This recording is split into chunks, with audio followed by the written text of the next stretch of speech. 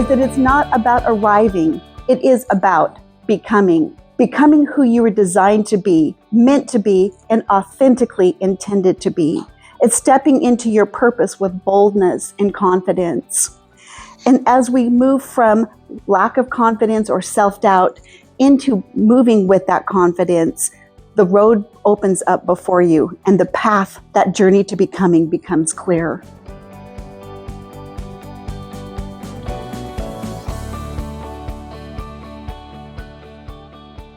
When you've thought the same thought 600,000 times, it's pretty entrenched in your brain. The good news is our brains are also resilient, and you can rewire and retrain your brain. And at the very end of my talk today, I'm going to give you some really practical tips on how to do that.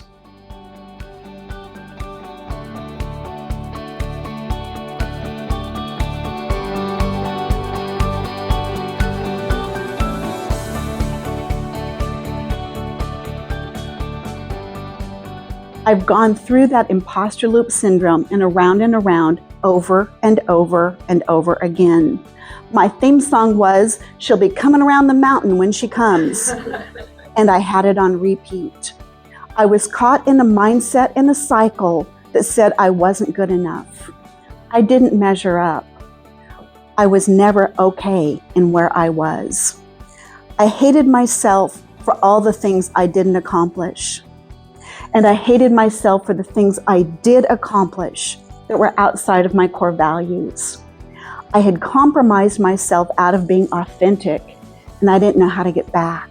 Hi, my name's Dana Long, and I just wanted to take a second here to share one thing that I enjoy about learning from Lysa, and that's how she so beautifully weaves science into her signature presentation.